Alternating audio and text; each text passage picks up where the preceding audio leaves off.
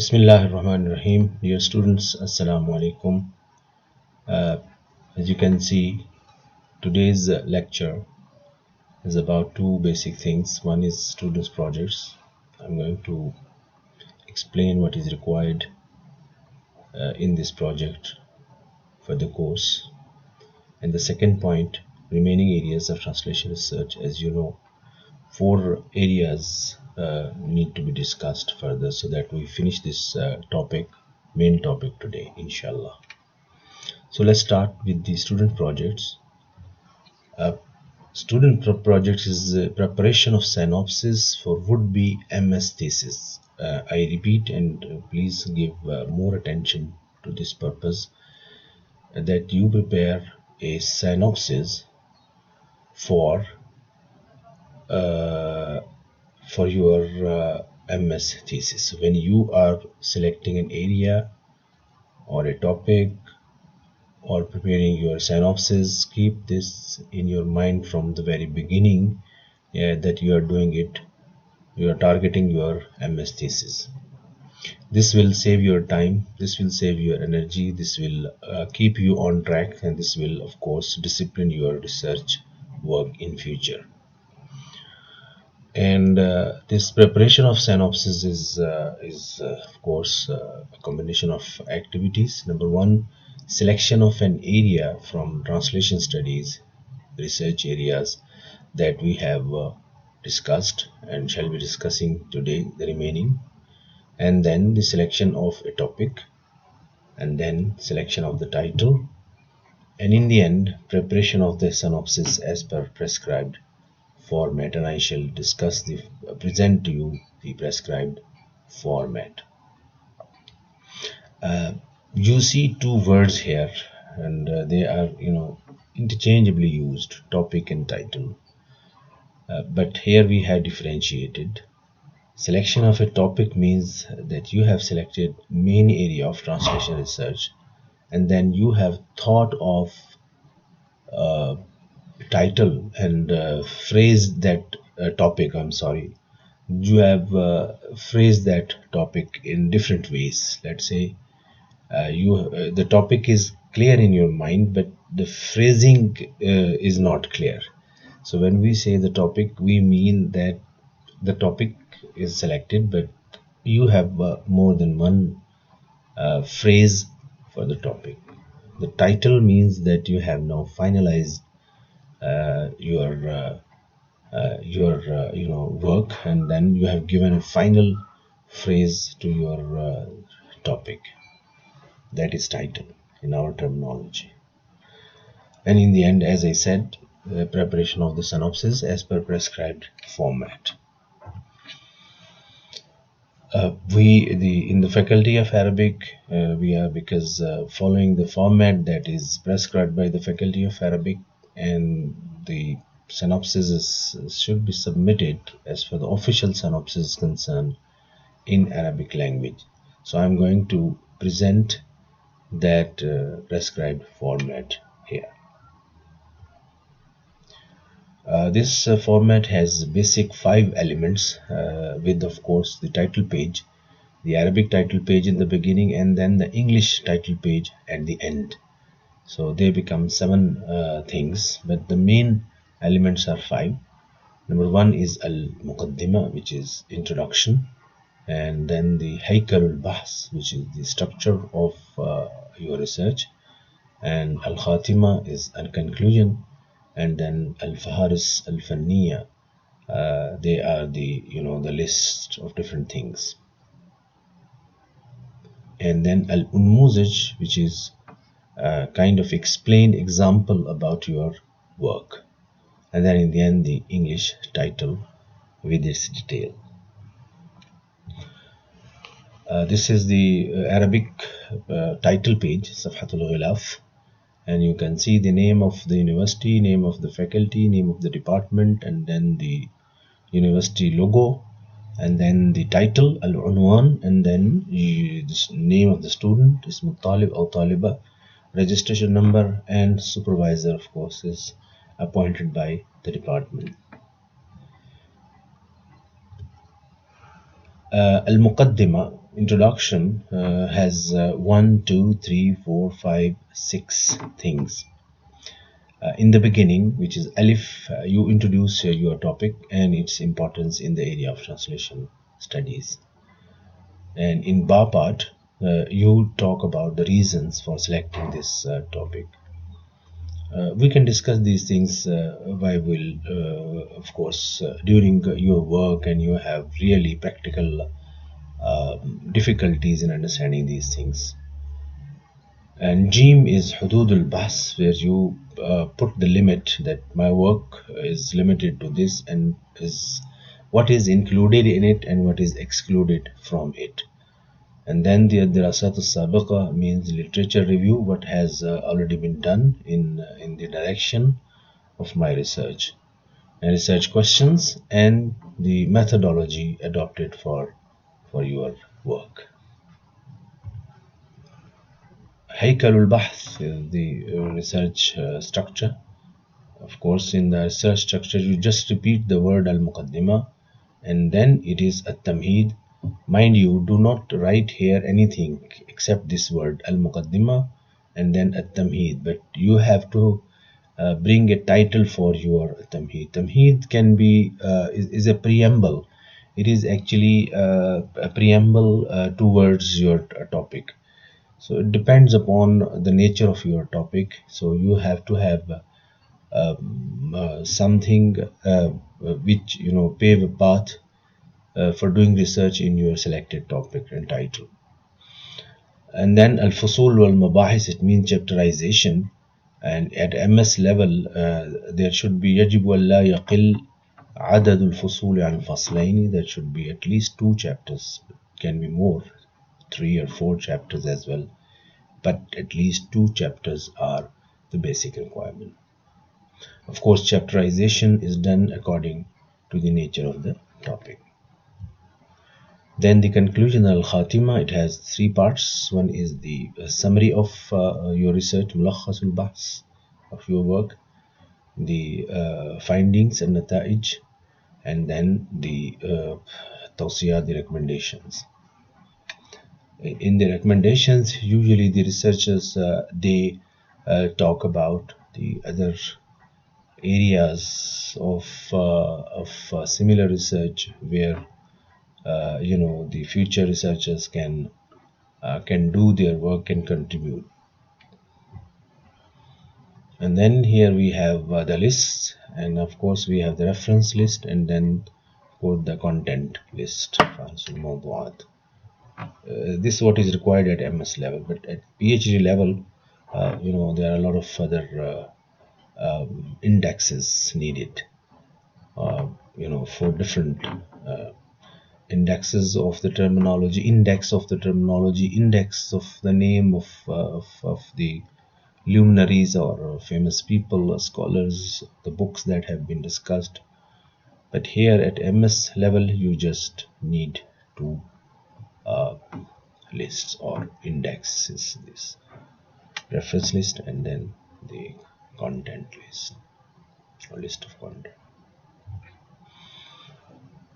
Number 5 is the last major element, is al-numuzaj, where you provide an analyzed example of your topic. How are you going to do actually your work or your research? This is the last page, which is the English title page, where of course International Islamic University, Faculty of Arabic Department, Translation Interpretation, and logo of the university, your topic in English, your name and registration number, and of course the supervisor assigned by the department.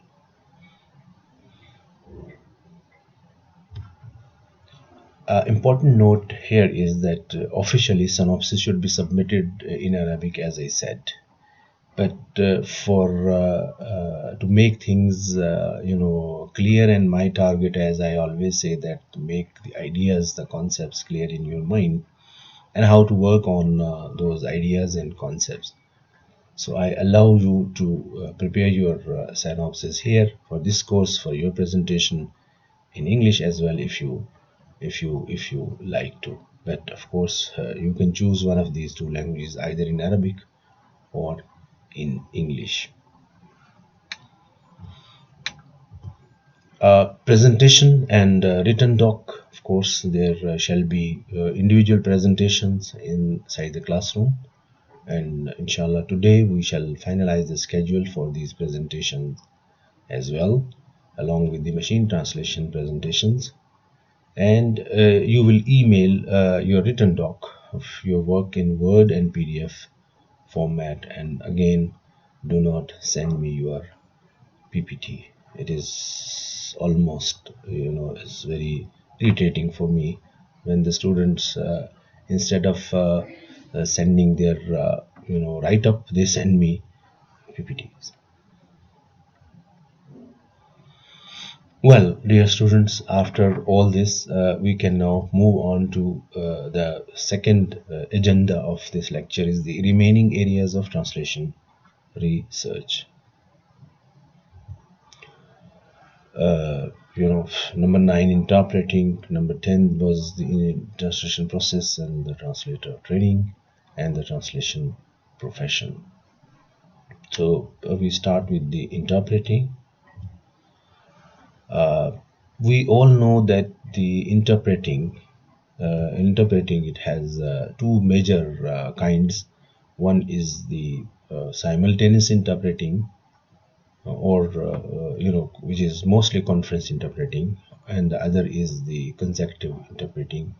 And then we have also different other modes of interpreting, which is unidirectional interpreting, bidirectional interpreting, whispering is another kind of interpreting, escort interpreting, meeting related interpreting, uh, uh, mean the where the bilateral interpreting.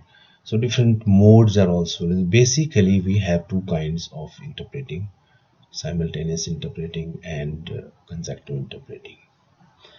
We can also raise a big question, and scholars raise this question, which is that interpreting uh, is very distinct kind of activity as compared to translating. I mean the written translation, because the product type in interpreting is totally different. The process is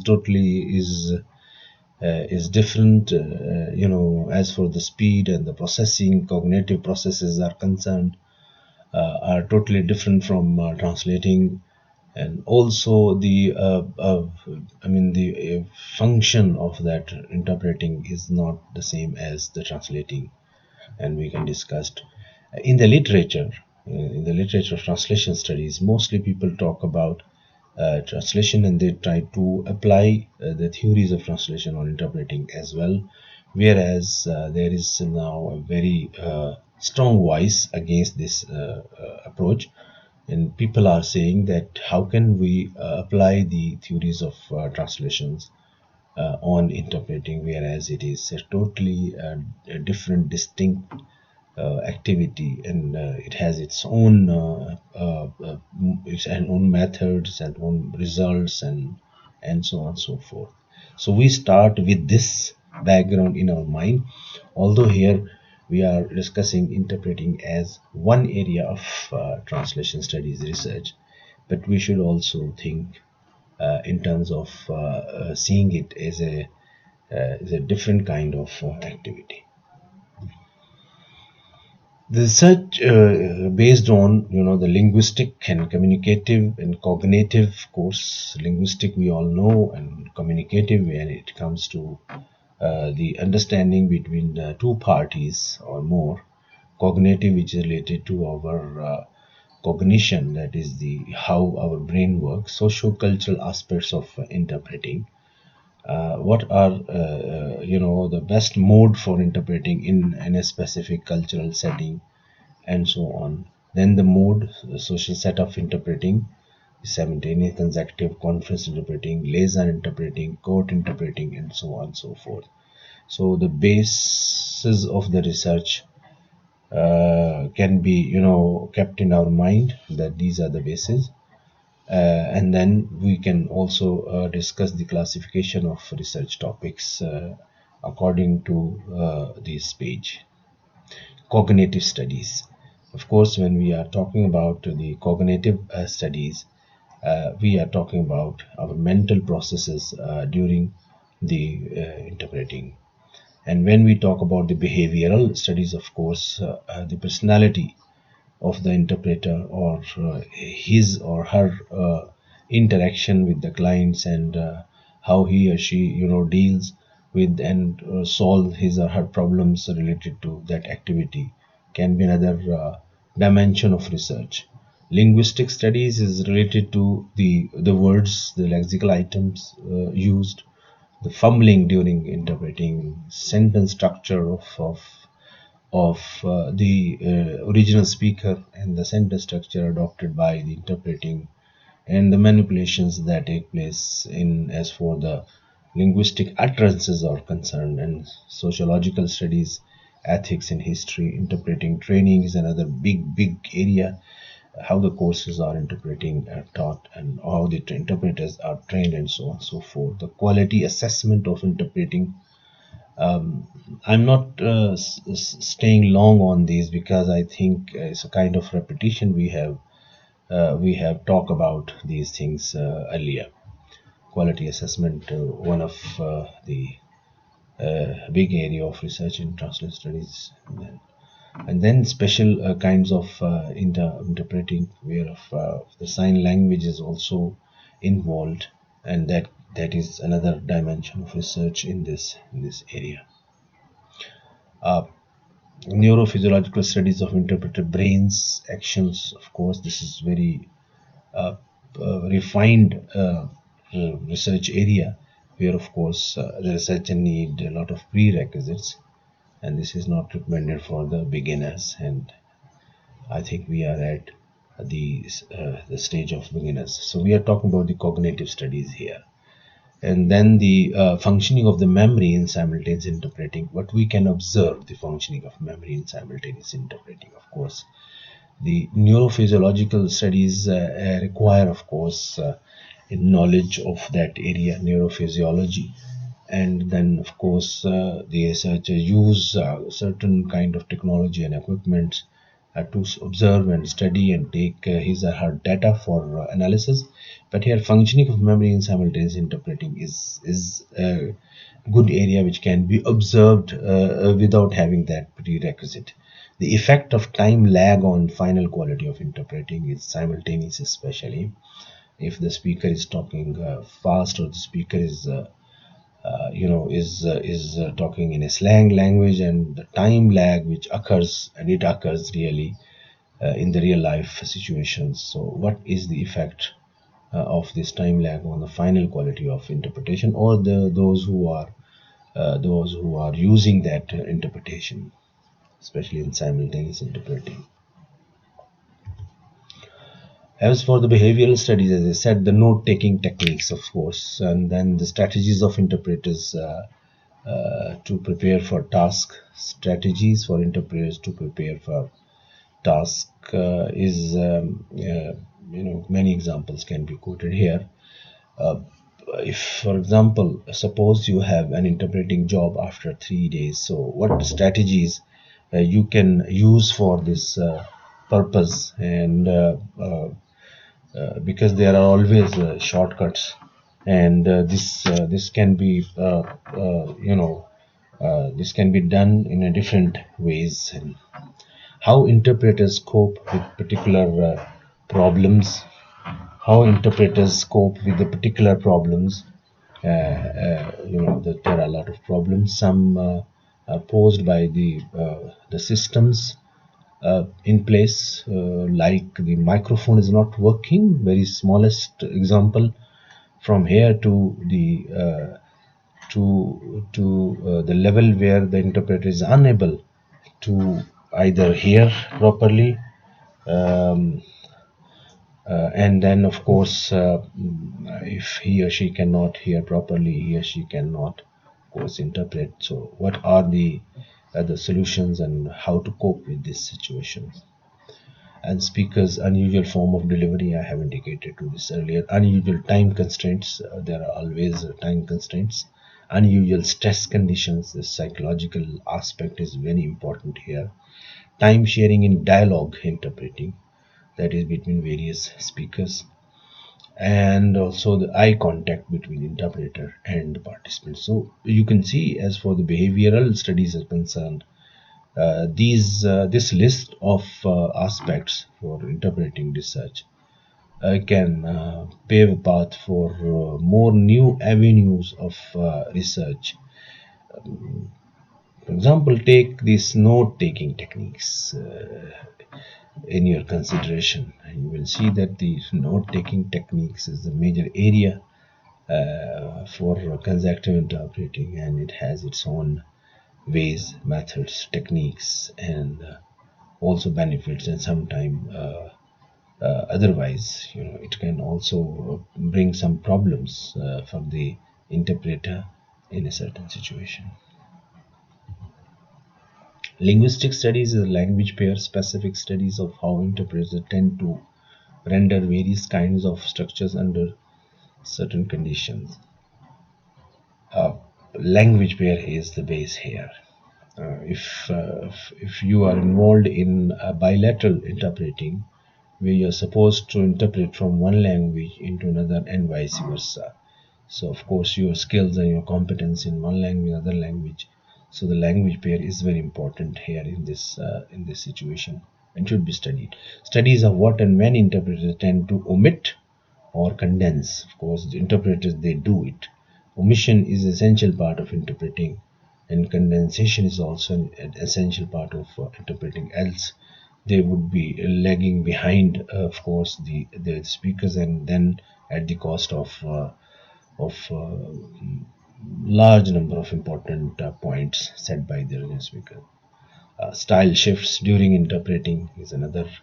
Do interpreters tend to drift down towards a neutral style, even when speakers are using a more formal or informal register? Cultural specific situations also come in to play their role here. As for the sociological studies or ethics and history is concerned, negotiation of power and politeness relations among the participants in a dialogue interpreting situation, and the ethical responsibility of the interpreter, whose side is he or she on. He has to. The history of the interpreting is another dimension of research in this area. Interpreter training is a complete new area. Of course, a complete area of research is comparative studies of professional interpreters working under similar conditions, and study or comparative study of how interpreters are trained in different situations. And here we can also discuss, we can relate this interpreter training to, I think, the next coming area of translation research, which is translator training. Because all the training aspects or educational aspects are also related to this interpreter training part. Quality assessment studies of reactions of hearers to various aspects of interpreting the quality. Of course, you can get data from those who are using that particular interpreting and analyze that data in your research. That is intonation, voice quality, speed, pauses, grammatical errors, level of understanding. Experiments with various methods of assessing the quality of interpreting. Special kinds of interpreting, special requirements of court interpreting, interpreting for the deaf, sign language interpreting, interpreting for the blind, e.g. simultaneous and narration of films. What is the setting and action and the script? The use of whispered interpreting is tutor tag, and then gathering of empirical data in time consuming. For that, of course, so corpora of recorded and or transcribed material are available, are valuable as research tools. So these, he's talking about the empirical data is time consumes gathering. The corpora of recorded, of course, always, most of the time nowadays, we have this kind of information available. and can be used for research. Here, of course, the references, as usual, quoted here, and these details of these references are available in your book. If you want more explanations, if you want more things about this topic, you can find in these references. The next area is the translation process, and we have, I think, very good concept of the process because we have been discussing this. But today, we are going to discuss this process in two phases. One, of course, is the process within the mind of the translator, and the other, what happens around the translator. The focus here is the translation activity, the actual translating activity. So, but two phases or two types. One which is directly related to the cognition of the translator, mind of the translator, working style of the translator, and the other is related to what is happening around the translator. Although the authors of this book, they have started with the second one, so we shall follow their arrangement. And we shall start with this, the workplace studies, which is the second phase, which is around what is happening around the translator, and the second are called protocol studies. So workplace studies is working lives and conditions of professional translators, and this is sociology of translation or sociology of translators. It's a very interesting emerging area of translation studies. Observing, interviewing, given translation, everyday working procedures, observing them, given translators, everyday working procedures. How do they work? When, at what time they work rigorously, and then they take rest, and what facilities they have, and so on. So working procedures, we can divide them into individual translators, and then of course we will talk about the institutions at the same time. As for the individual translators, how do they distribute their time between different tasks? As we all know, the translators, they have, although we call this translation, and this is apparently it looks one activity, but actually there are a lot of steps in this one activity. So how do they distribute their time between different tasks of translating? Reading for the sake of translation is a task, and finding the difficult words for the sake of translating is a task, and revising your the draft translating is a task, and revising your translation is a task. Checking the quality of your sentence is a task. Checking the quality of the terms used or culturally bound expressions is a task. So there are many tasks involved in one translation activities. How do they distribute their time between these tasks? How do they use reference material or parallel text? Do they use, and how do they use that reference material or a parallel text? Reference material is one example could be to understand a terminology used in that document, so that they have to read that terminology in some dictionaries, some encyclopedias, or some reference books, or parallel texts, the similar texts that have been already translated or written in the original language, the parallel text, whom they contact when they get stuck, if they have problem. So do they only rely on dictionaries or on internet resources, or do they talk to some experienced translators? How much coffee they consume, and how much tea they consume while they are working. So it has very direct relation to their working and quality of translation. When and how do they revise the text?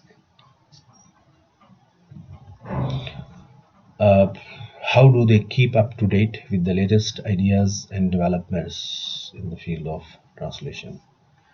What use do they make of computer aid translation, memory program, internet, translation technology in general?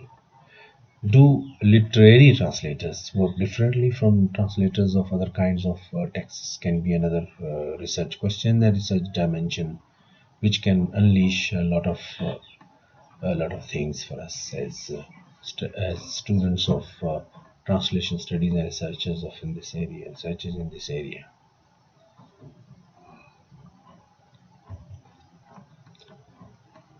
What is the value of this research? Formulating and testing hypotheses about translators' behavior.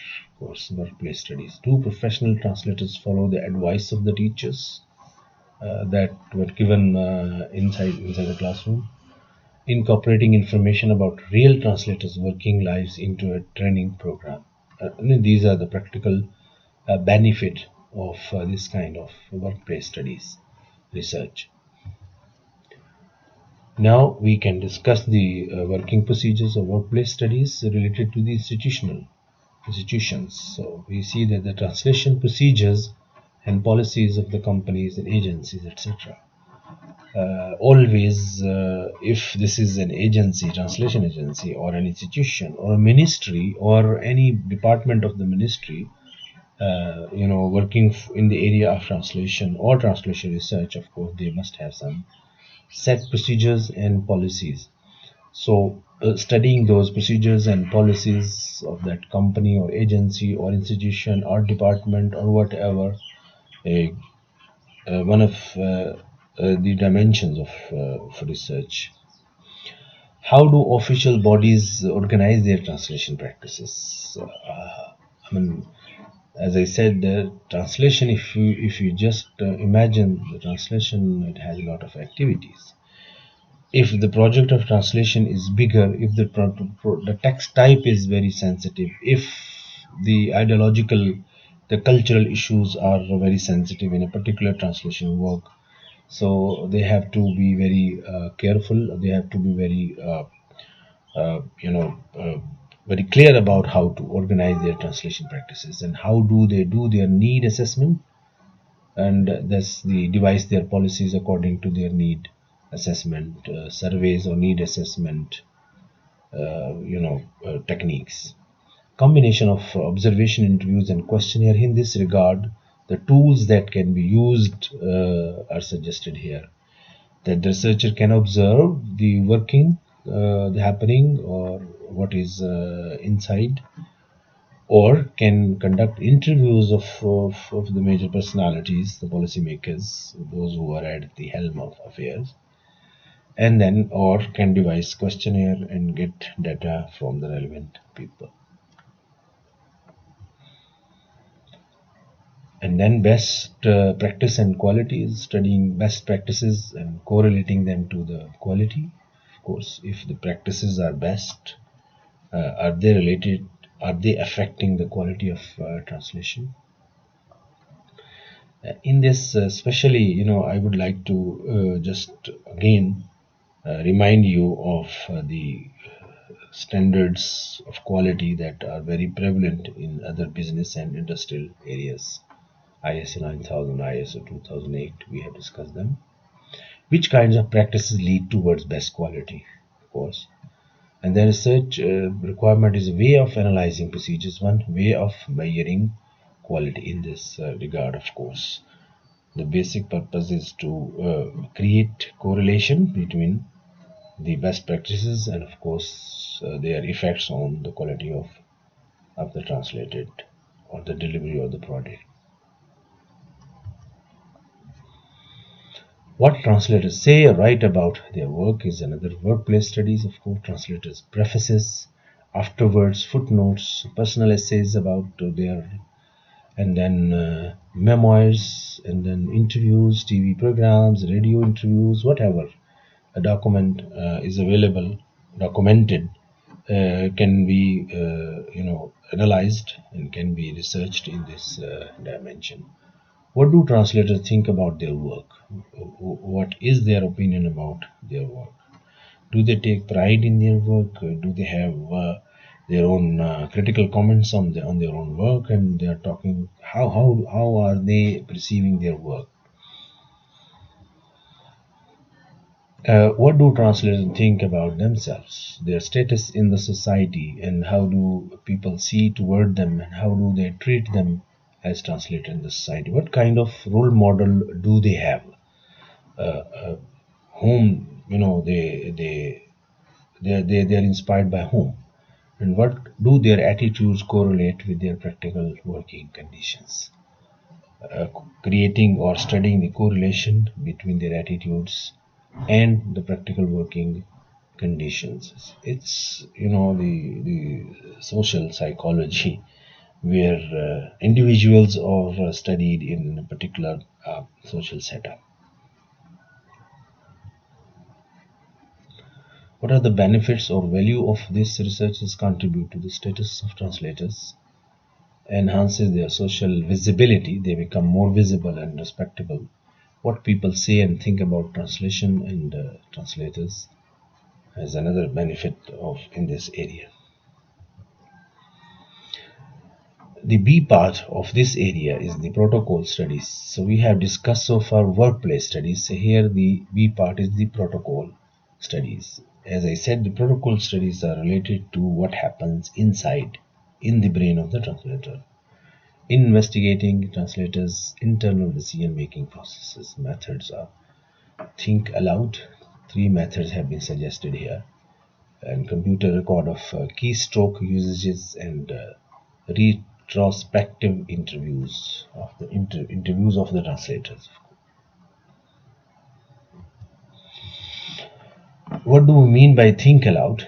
The think aloud techniques are called that when the translators they are working, so they are asked to say loudly what are they thinking, what are they feeling about their work, what is happening in their mind. So they are requested at that in this situation just to utter what is happening in their mind.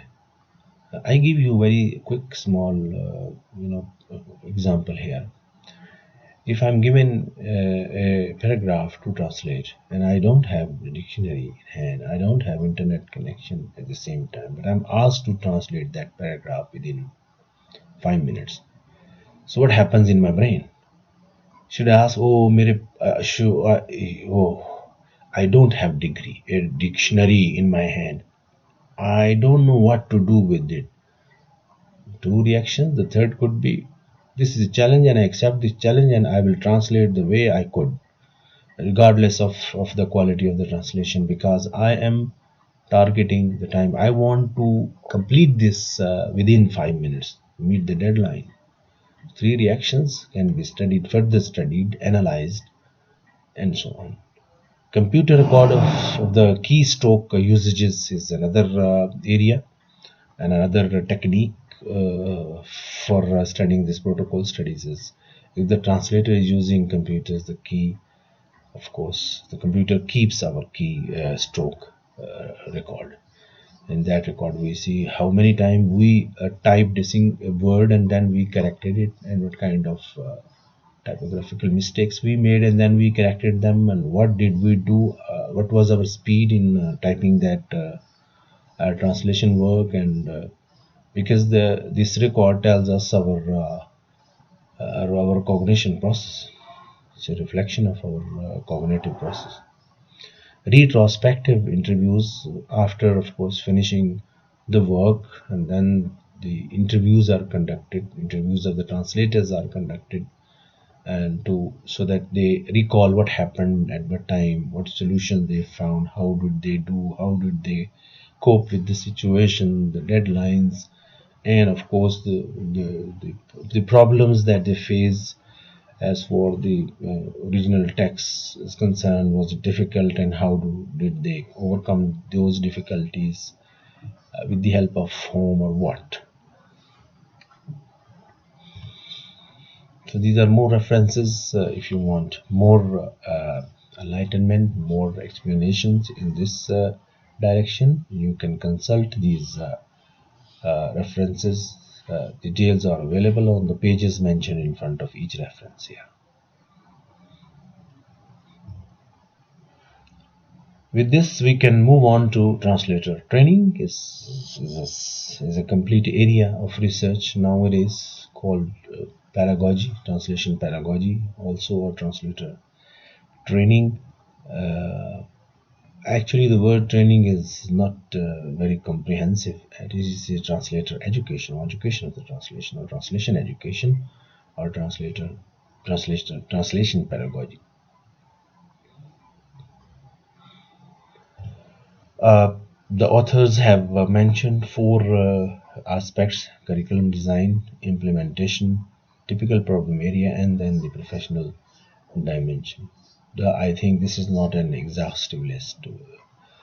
We have a complete course called Pedagogical Approaches for Translation and Interpretation, and there we have seen that the scope is much bigger than this one, but even these four dimensions or aspects of translator training can tell us a lot about this area. The word curriculum is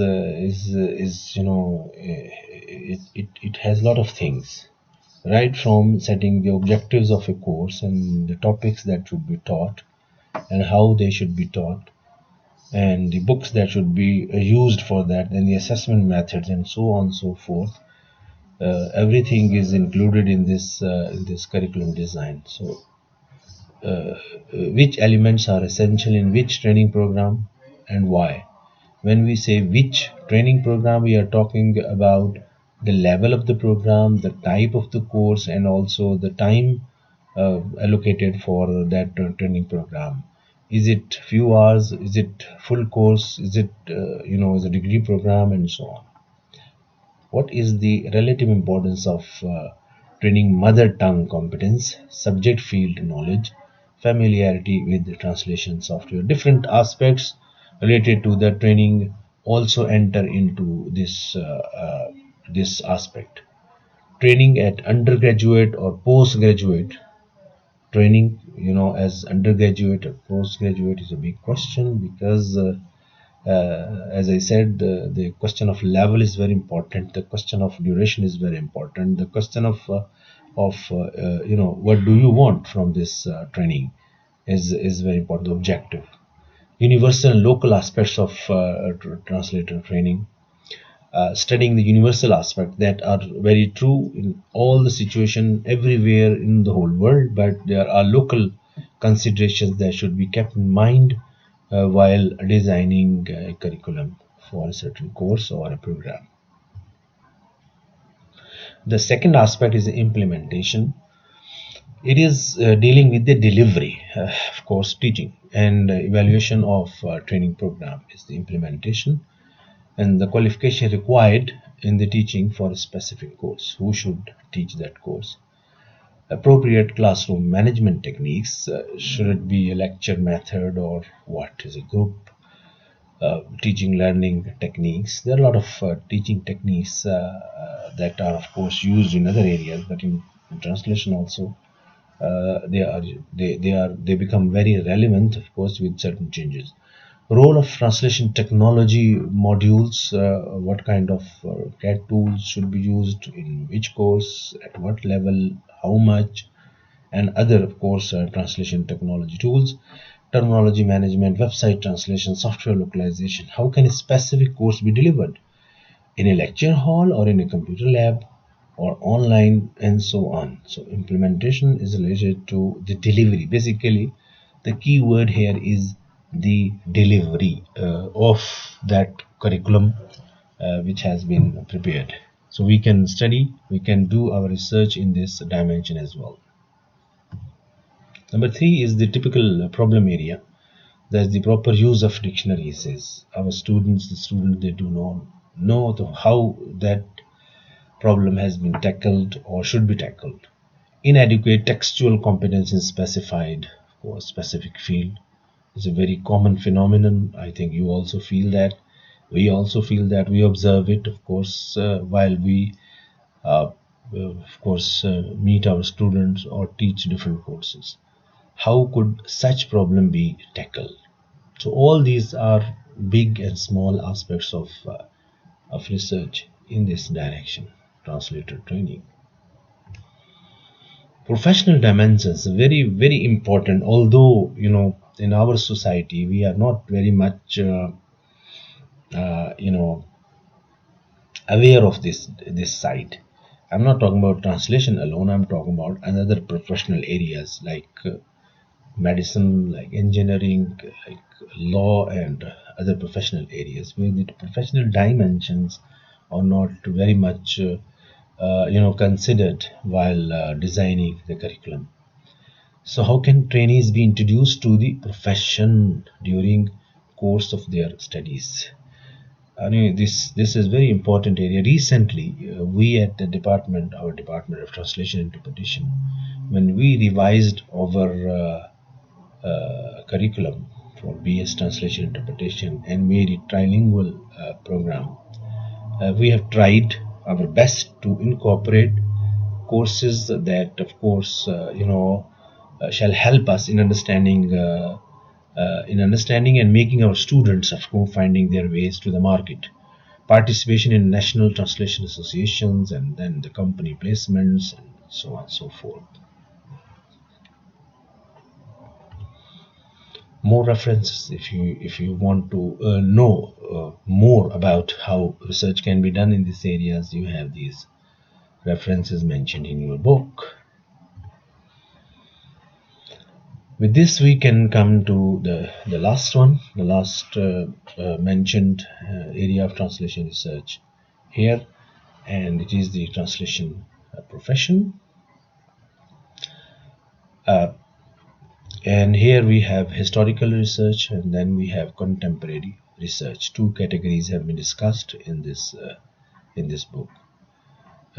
My dear students, please do not forget one thing, which is very, very important, that we should not confine our minds, our thinking, to what has been discussed in this book only. We should take these ideas as guidelines and then use our mind to expand them, to change them, to adapt, or to think creatively to bring new ideas of research. Here, however, we have historical research and contemporary research.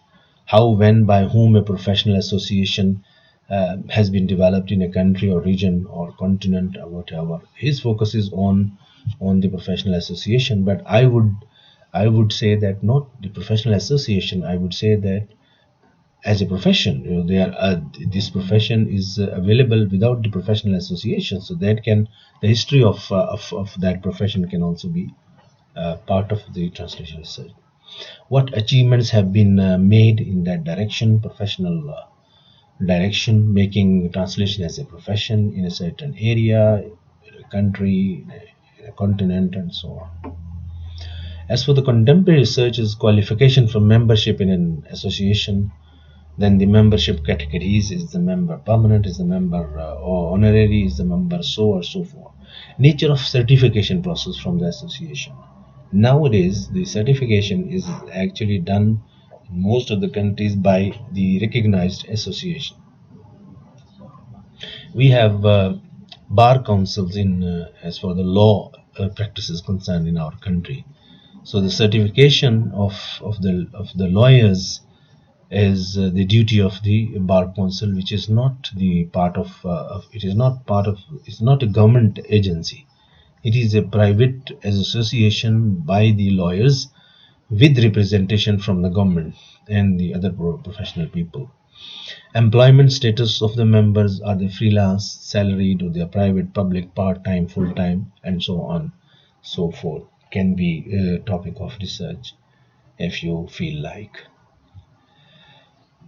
Benefits of the membership: if you become member of an organization, and what are the benefits? You can study, you can do comparative study of the benefits in different countries. Association's role in translation policy development in a country. This is a very important area of the role of associations in devising the policy for the translation. Associations program for professional development for members. In the developed world, the associations, they organize short courses, training programs, and also promote the quality of translation in different areas. We have these references here, and if you want to know more, you can consult these references mentioned in these books in general. I forgot to write the page number here, next assignment, reading assignment, and the topic. But I'm going to tell you, and you should note this, the page number.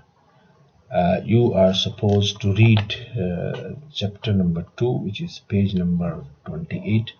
Title of the chapter is From the Initial Idea to the Plan, and you are supposed to read the pages from 28 to page number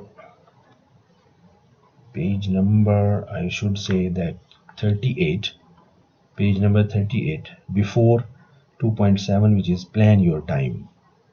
So from chapter number 2, from page number 28 to page number 38, before the point which is 2.7, plan your time. Study this carefully, and then we shall discuss it inside the classroom. Only one clarification here is this one, that this I will provide you a different style. There's 2.6 is keep complete bibliographic records. I will show you the referencing style, which is a little bit different from the style mentioned here in this book, because the Department of Translation has prepared its own reference style in manual, actually, for its MS students. So we would prefer to use that referencing style or that manual for our research. So, but you go through this 2.6 also, you go through this so that you have an idea of how the references are given. This is number one. Number two, dear students, with this lecture I have also put 3 more documents about this one, and you should take copy because of this one. Yeah, this one, the format, this one, the prescribed format for preparing synopsis, this one. So I have given you in this USB, so don't forget to take the copy. Synopsis format, everything, this one, and also 2 sample synopsis of the previous students, to give you a clear idea of you, so you have model in front of you how the synopsis is prepared. So do not forget to take the copy of these 3 files after the lecture. So thank you very much. Take very good care of yourself. See you inshallah today after your lecture. Assalamu alaikum wa rahmatullahi wa barakatuh.